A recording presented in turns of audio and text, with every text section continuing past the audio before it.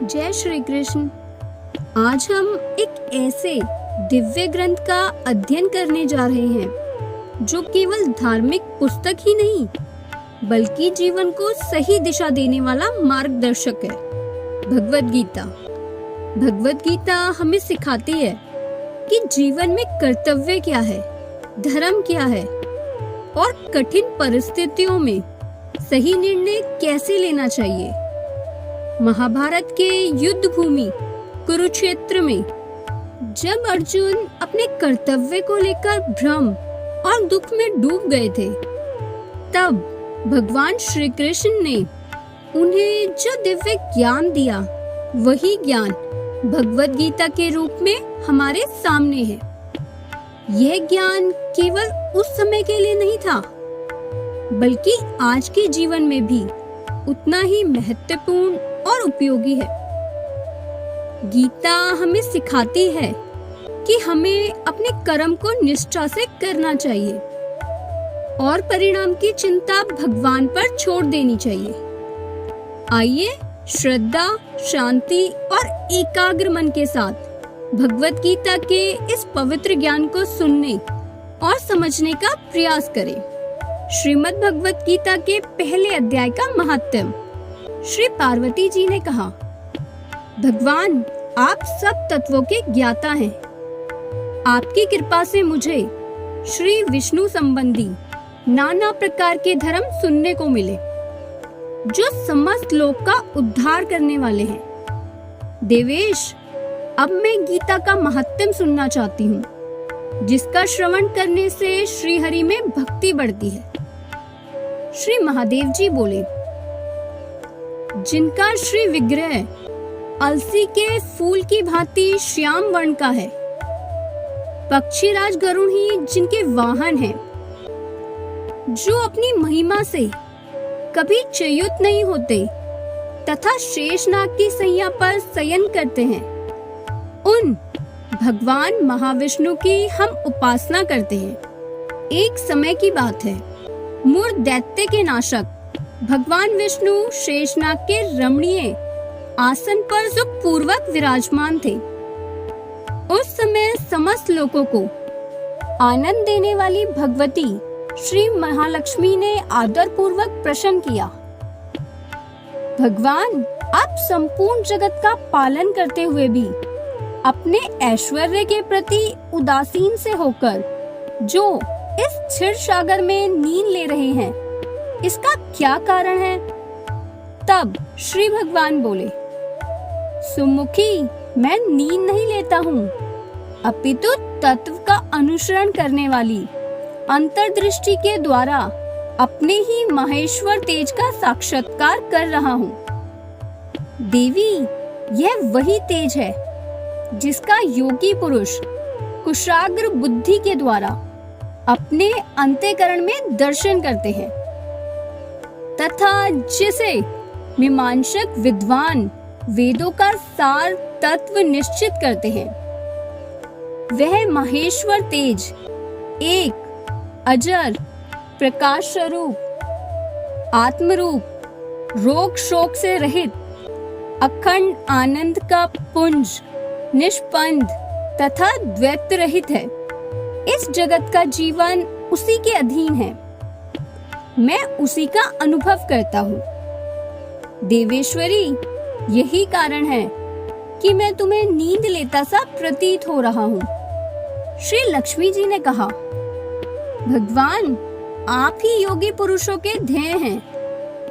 आपके अतिरिक्त भी कोई ध्यान करने योग्य तत्व है? यह जानकर मुझे बड़ा कौतूहल हो रहा है। इस चराचर जगत की सृष्टि और संहार करने वाले स्वयं आप ही हैं। आप सर्व सामर्थ्य हैं। इस प्रकार की स्थिति में होकर भी यदि आप उस परम तत्व से भिन्न हैं, तो मुझे उसका बोध कराइए। तब श्री भगवान बोले, प्रिय, आत्मा का स्वरूप द्वैत और अद्वैत से पृथक भाव और अभाव से मुक्त तथा आदि और अंत से रहित है। शुद्ध ज्ञान के प्रकाश से उपलब्ध होने वाला तथा परमानंद स्वरूप होने के कारण एकमात्र सुंदर है, वही मेरा ईश्वरीय रूप है। आत्मा का एक तत्व ही सबके द्वारा जानने योग्य है। गीता शास्त्र में इसी का प्रतिपादन हुआ है।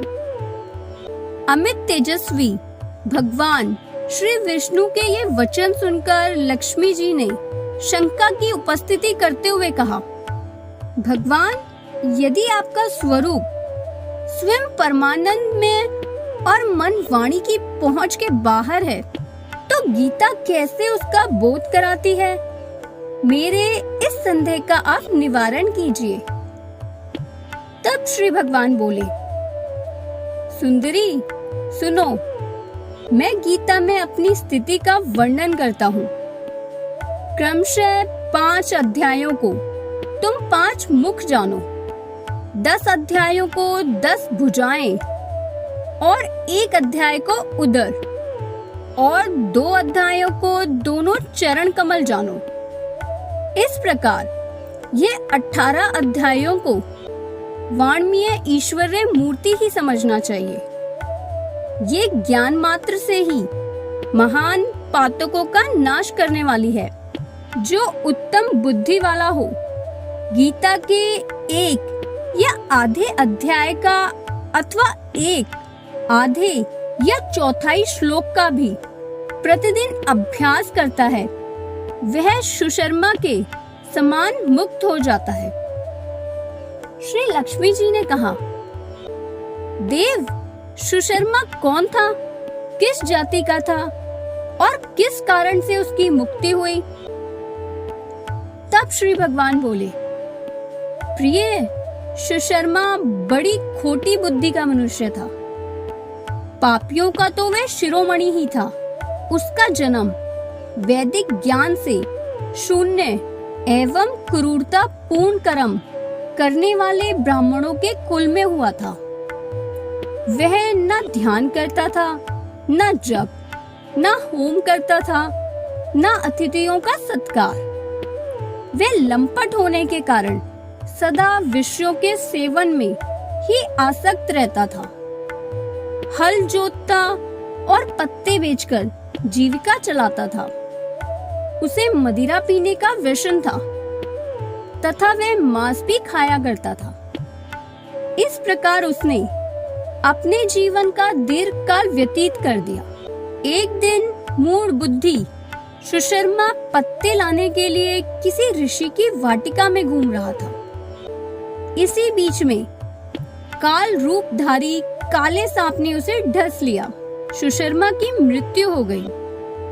तदंतर वह उनके नरकों में जा पहुंचा। वहां की यातनाएं भोगकर मृत्यु लोक में लौट आया और वहां बोझ ढोने वाला बैल हुआ। उस समय किसी पशुपालक ने अपने जीवन को आराम से व्यतीत करने के लिए उसे खरीद लिया। बैल ने अपनी पीठ पर भार ढोते हुए बड़े कष्ट से 7-8 वर्ष बिताए। एक दिन पशुपालक ने किसी ऊंचे स्थान पर बहुत देर तक बड़ी तेजी के साथ उस बैल को घुमाया। इससे वह थक कर बड़े वेग से पृथ्वी पर गिरा और मूर्छित हो गया। उस समय वहां कौतूहलवश आकृष्ट हो बहुत से लोग एकत्रित हो गए। उस जन समुदाय में से किसी पुण्यात्मा व्यक्ति ने उस बैल का कल्याण करने के लिए उसे अपना पुण्य दान किया। तत्पश्चात कुछ दूसरे लोगों ने भी अपने अपने पुण्यों को याद करके उन्हें उसके लिए दान किया। उस भीड़ में एक वैश्य भी खड़ी थी। उसे अपने पुण्य का पता नहीं था, तो भी उसने लोगों को देखा देखी उस बैल के लिए कुछ त्याग किया। तदंतर यमराज के दूत उस मरे हुए प्राणी को पहले यमपुरी ले गए। वहां यह विचार कर कि यह वैश्य के दिए हुए पुण्य से पुण्यवान हो गया है, उसे छोड़ दिया गया। फिर वह भूलोक में आकर उत्तम कुल और शील वाले ब्राह्मणों के घर में उत्पन्न हुआ। भी उसे अपने पूर्व जन्म की बातों का स्मरण बना रहा। बहुत दिनों के बाद अपने अज्ञान को दूर करने वाले कल्याण तत्व का जिज्ञासु होकर वह उस वैश्य के पास गया और उसके दान की बात बतलाते हुए उसने पूछा, तुमने कौन सा पुण्य दान किया था? तब वैश्य ने उत्तर दिया, वह पिंजरे में बैठा हुआ तोता प्रतिदिन कुछ पढ़ता है, उससे मेरा अंतःकरण पवित्र हो गया है, उसी का पुण्य मैंने तुम्हारे लिए दान किया था। इसके बाद उन दोनों ने तोते से पूछा। तब उस तोते ने अपने पूर्व जन्म का स्मरण करके प्राचीन इतिहास कहना आरंभ किया। शुक बोला, अर्थात तोता बोला, पूर्व जन्म में मेरा राग द्वेष इतना बढ़ गया था कि मैं गुणवान विद्वानों के प्रति भी ईर्ष्या भाव रखने लगा। फिर समय अनुसार मेरी मृत्यु हो गई और मैं अनेकों घृणित लोकों में भटकता फिरा। उसके बाद इस लोक में आया। सद्गुरु की अत्यंत निंदा करने के कारण तोते के कुल में मेरा जन्म हुआ।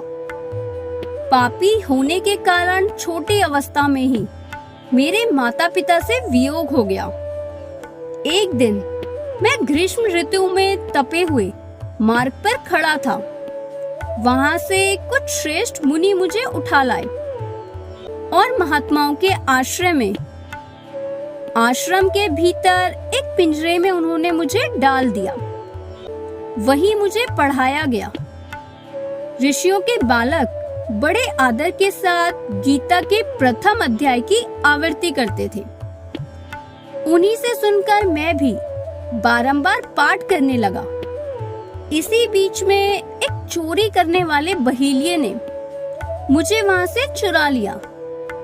तत्पश्चात इस देवी ने मुझे खरीद लिया। यही मेरा वृतांत है, जिसे मैंने आप लोगों से बता दिया। पूर्व काल में मैंने इस प्रथम अध्याय का अभ्यास किया था, जिससे मैंने अपने पापों को दूर किया है। फिर उसी से इस वैश्य का भी अंतःकरण शुद्ध हुआ है और उसी के पुण्य से ये द्विज श्रेष्ठ सुशर्मा भी पाप मुक्त हुए हैं। इस प्रकार परस्पर वार्तालाप और गीता के प्रथम अध्याय के महत्व की प्रशंसा करके वे तीनों निरंतर अपने अपने घर पर गीता का अभ्यास करने लगे। फिर ज्ञान प्राप्त करके वे मुक्त हो गए। इसलिए जो गीता के प्रथम अध्याय को पढ़ता, सुनता तथा अभ्यास करता है, उसे इस भव सागर को पार करने में कोई कठिनाई नहीं होती। चलिए पहला अध्याय शुरू करते हैं। धृतराष्ट्र बोले, हे संजय, धर्म भूमि कुरुक्षेत्र में इकट्ठा हुए युद्ध की इच्छा वाले मेरे और पांडु के पुत्रों ने क्या किया? इस पर संजय बोले, उस समय राजा दुर्योधन ने व्यूहर्चना युक्त पांडवों की सेना को देखकर और द्रोणाचार्य के पास जाकर ये वचन कहा, हे आचार्य, आपके बुद्धिमान शिष्य द्रौपद पुत्र धृष्टद्युम्न द्वारा व्यूहाकार खड़ी की गई पांडव पुत्रों की इस बड़ी भारी सेना को देखिए। इस सेना में बड़े बड़े धनुष वाले युद्ध में भीम और अर्जुन के समान बहुत से शूरवीर हैं, जैसे सात्विक और विराट तथा महारथी राजा द्रुपद और धृष्टकेतु, चेकितान तथा बलवान काशीराज, पुरोजित, कुंतीभोज और मनुष्यों में श्रेष्ठ शैव्य और पराक्रमी युधामन्यु तथा बलवान उत्मोजा, सुभद्रा पुत्र अभिमन्यु और द्रौपदी के पांचों पुत्र, यह सभी महारथी हैं। हे ब्राह्मण श्रेष्ठ, हमारे पक्ष में जो जो प्रधान है उनको आप समझ लीजिए। आपके जानने के लिए मेरी सेना के जो जो सेनापति हैं उनको मैं कहता हूँ।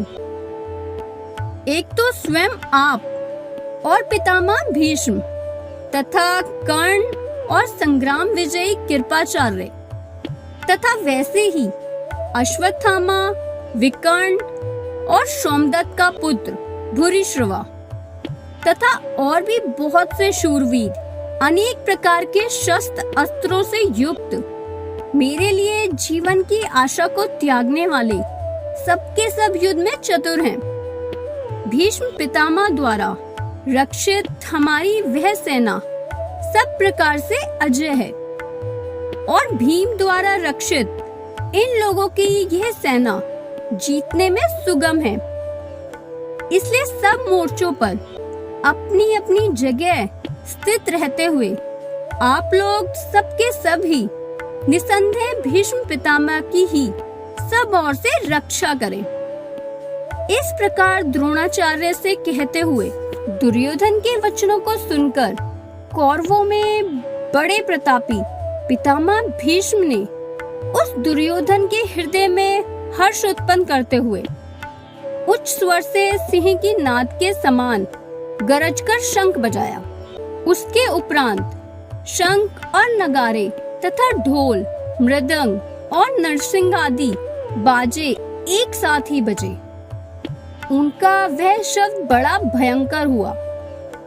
उसके अनंतर सफेद घोड़ों से युक्त उत्तम रथ में बैठे हुए श्री कृष्ण महाराज और अर्जुन ने भी अलौकिक शंख बजाए। उनमें श्री कृष्ण महाराज ने पांचजन्य नामक शंख और अर्जुन ने देवदत्त नामक शंख बजाया। भयानक करम वाले भीमसेन ने पौंड्र नामक महाशंख बजाया। कुंती पुत्र राजा युधिष्ठिर ने अनंत विजय नामक शंख और नकुल तथा सहदेव ने सुघोष तथा मणि पुष्पक नामक वाले शंख बजाए।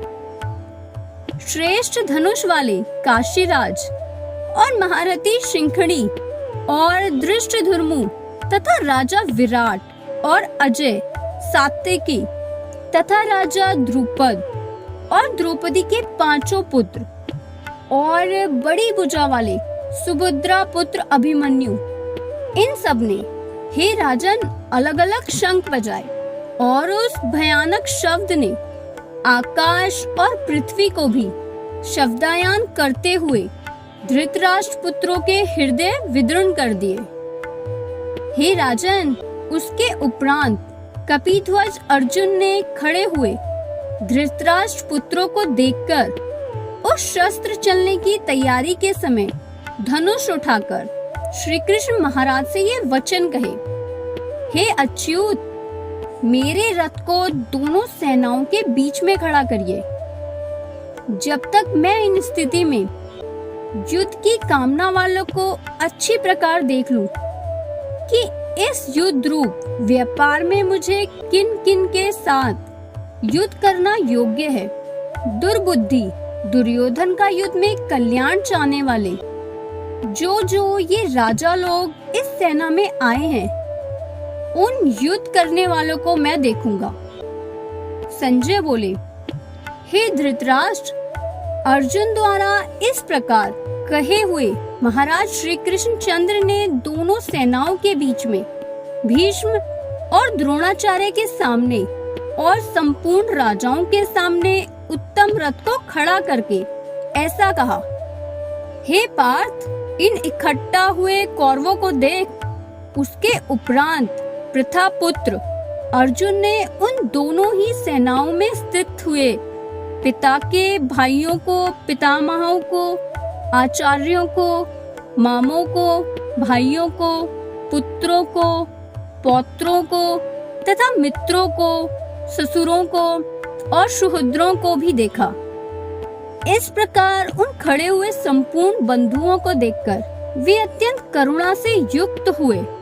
कुंती पुत्र अर्जुन शोक करते हुए बोले, हे कृष्ण, इस युद्ध की इच्छा वाले खड़े हुए स्वजन समुदाय को देखकर मेरे अंग शिथिल हो जाते हैं और मुख भी सूख जाता है और मेरे शरीर में कंपन होती है तथा हाथ से गांडीव धनुष गिरता है तथा मेरा मन भ्रमित सा हो रहा है, इसलिए मैं खड़ा रहने को भी समर्थ नहीं हूँ।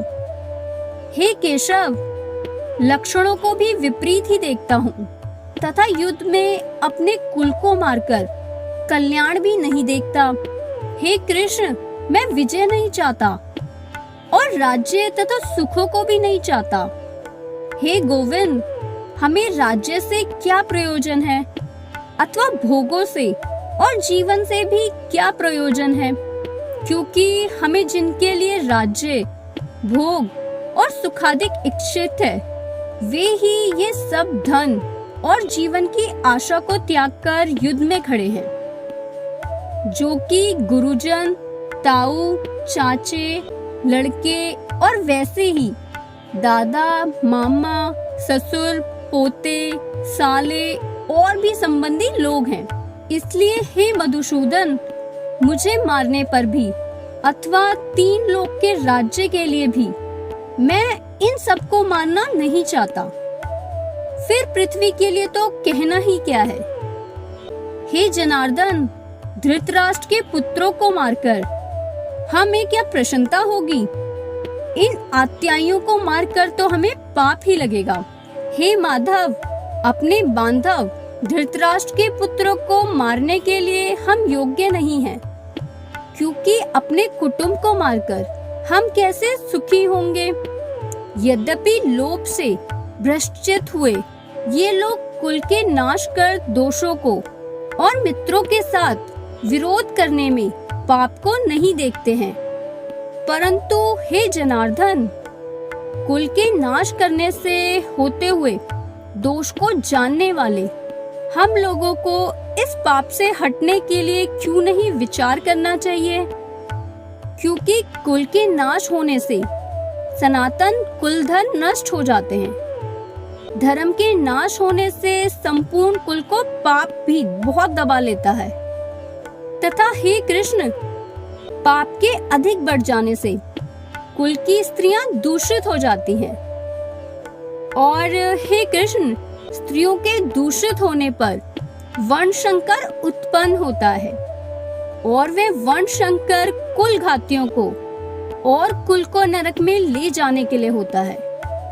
लोप हुई पिंड और जल की क्रिया वाले इनके पितृलोक भी गिर जाते हैं और इन वर्ण संकर कारक दोषों से कुल घातियों के सनातन कुल धर्म और जाति धर्म नष्ट हो जाते हैं तथा हे जनार्दन, नष्ट हुए कुल धर्म वाले मनुष्य को अनंत काल तक नरक में वास होता है, ऐसा हमने सुना है।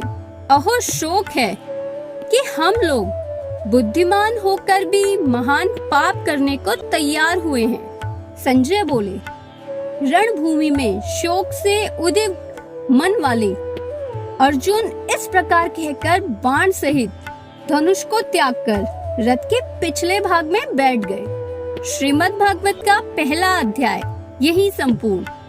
आगे के अध्यायों को देखने के लिए चैनल को लाइक करें, शेयर करें और सब्सक्राइब करें। जय श्री कृष्ण।